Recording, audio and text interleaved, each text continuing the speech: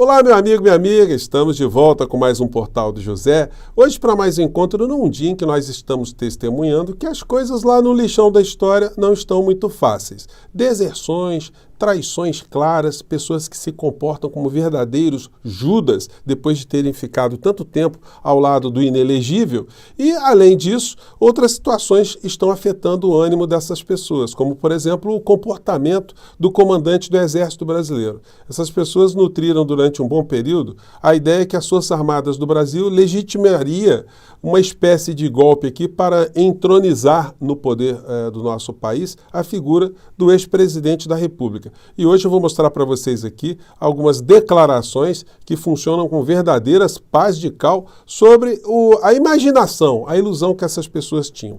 Outras figuras estão se sentindo mais desprotegidas, estão se sentindo abandonadas, solitárias, desnudas, porque agora, com o decreto ou os decretos que o presidente Lula editou limitando o porte de armas para uma série de figuras, o que será dessas pessoas que não conseguem andar nas ruas sem ter essa proteção, ou pelo menos esse equipamento bélico 24 horas por dia na sua cintura? Pois bem, eu vou conversar com vocês sobre o que está acontecendo, mas antes de mais nada, é sempre importante convidar você que está chegando pela primeira vez ao nosso portal e não nos conhecer, para que você se inscreva aqui conosco, venha participar das nossas atividades, conheça os nossos outros vídeos. Se você gostar, recomende, compartilhe e não esqueça de mandar o seu comentário, o seu joinha e participar aqui das nossas conversas. Todos os dias eu abro um bate-papo aqui para conversar com vocês entre 5 horas, 5 e meia, responder perguntas, receber as suas sugestões. E temos também o nosso clube de membros, que é uma forma adicional de você ficar engajado aqui no nosso portal, você prestigiar aqui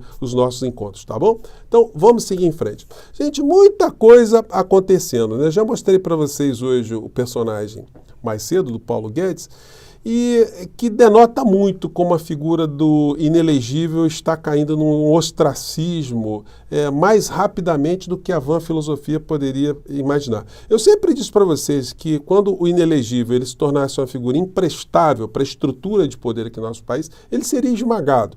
E agora ele terá que prestar contas com a justiça aqui no nosso país. Eles se acham perseguidos. Mas todo criminoso que comete uma série de crimes tem essa saga. Ele está sempre sendo perseguido pela justiça, pela polícia, pelo Ministério Público, pela sociedade, pelo direito, enfim. Então, essa será a trajetória para todo sempre dessa figura que fez tanto mal ao povo brasileiro, até que ele chegue à cadeia, que é o seu destino final no meio dessa saga lógica de países civilizados. No entanto, alguns veículos de comunicação continuam a tratar a figura do inelegível com uma deferência e com algum tipo de omissão, né, muito curiosa em relação a determinados fatos. Por que eu estou dizendo isso? Porque sexta-feira, agora, o inelegível, aliás, nós temos uma figura, uma nomenclatura incrível, né?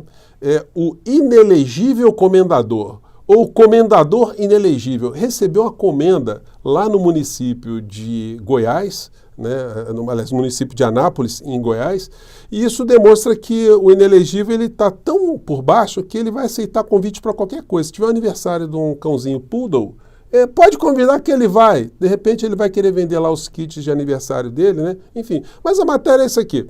Sob gritos de mito, Bolsonaro recebe título de comendador.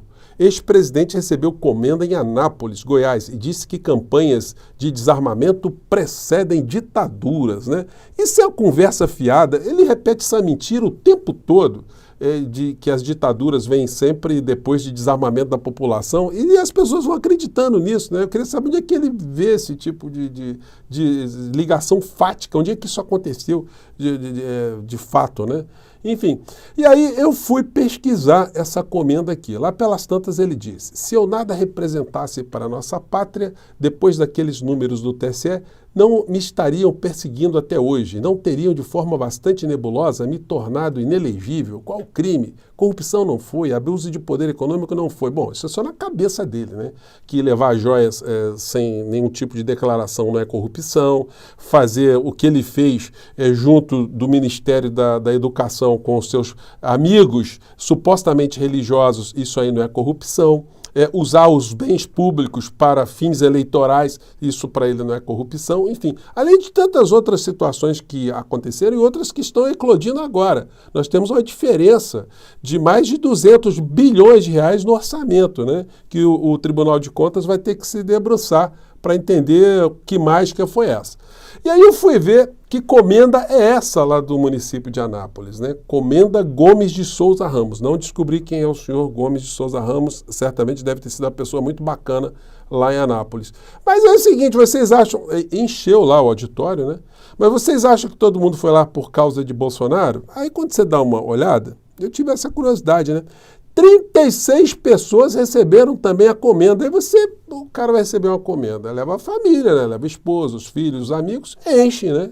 E aí é o seguinte, o Bolsonaro está aí, dentre essas 36 pessoas agraciadas com a comenda Gomes de Souza Ramos de Anápolis. Então, meu amigo, se você é bolsonarista, você quer ter a presença do inelegível por perto, pode fazer um batizado de um gatinho angorá, enfim, pode fazer o velório de um papagaiozinho morto, enfim, qualquer coisa que ele vai aparecer, a gente não tem a menor dúvida, porque está numa situação de declínio absoluto, né? E agora, quem vai ficar numa situação muito complicada, vai ficar com muito receio de botar os pezinhos por todos os cantos, é o filhote, né, do inelegível, um dos filhotes. Carlos Bolsonaro perde o porte de arma após Polícia Federal indeferir renovação. Vereador que tem uma Glock 9mm alegou riscos devido ao cargo e ameaças por ser filho do ex-presidente. Polícia Federal, no entanto, não viu comprovação do perigo que justifique o porte. Porque tem que justificar, né? Tem ameaça concreta? Tem alguém que ameaçou alguém do clã Bolsonaro? Tem alguma pessoa que invadiu o aniversário para dar tiro no outro, que tenha motivação política, a não ser pessoas ligadas ao próprio clã? Então, a situação para essa gente está ficando muito complicada. E aí, uma ilusão, né, que eles tinham, que as Forças Armadas iria aqui dar um golpe. Eu estava vendo uma conferência aqui do comandante do Exército, né, General Tomás, e num canal aqui que tem o Sérgio Etchegoyen e o Nelson Jobim. E aí ele falou algumas coisas aqui que já estão circulando pelas redes bolsonaristas de uma maneira muito contundente, né, para eles, né? Disse aqui o general Tomás sobre o Exército, política, etc, etc, etc. Vamos lá. Fico muito satisfeito com o resultado, né? Quanto ao relacionamento do Exército com o lado político, então é importante... ele está nesse quadro aqui de cima, né, gente? Está dando para vocês verem aqui. Vamos lá. O comandante do Exército ele é um agente subordinado ao ministro da Defesa. A política, nós estamos fazendo questão de delimitar e dizer que nós somos uma instituição de Estado, a política apartidária, comprometida com a missão constitucional. Isso não significa falar que a gente não tem uma participação no assessoramento ao governo, aos parlamentares, ao Congresso Nacional, na questão institucional, né? Numa política militar de defesa. A gente tem feito e tem sido muito bom. A gente tem sido muito considerado e muito ouvido. O ministro da Defesa é uma pessoa muito hábil, é uma pessoa que transita muito bem com as forças, se coloca muito bem na relação institucional, conduz os comandantes de força nessa área com muita tranquilidade, nos dá muita segurança e nos ajuda a responder às indagações. A gente tem tido a possibilidade de conversar e conversar bem. Então, a minha ideia é extremamente positiva, porque a questão é a seguinte: se nós somos apartidários, isso significa que a população pode ficar tranquila. Ela tem que ter a confiança, porque hoje a gente tem um mantra: não houve nada, nossa democracia ela foi preservada. Ela transpôs um obstáculo. O que a gente tem que tirar do imaginário das pessoas é uma percepção de ameaça. Essa percepção de ameaça não pode existir, porque a nossa concepção de trabalho é uma sujeição completa aos ditames constitucionais. Eu acho que isso está muito pacificado dentro do imaginário da própria força. Então, acho que isso daí não tem dúvida. Não sei se quer acrescentar. Gente, achei muito interessante, né, essa fala do general Tomás, porque ela joga, de fato, uma pá de cal, como eu disse para vocês, no imaginário dessa gente insana aqui no nosso país.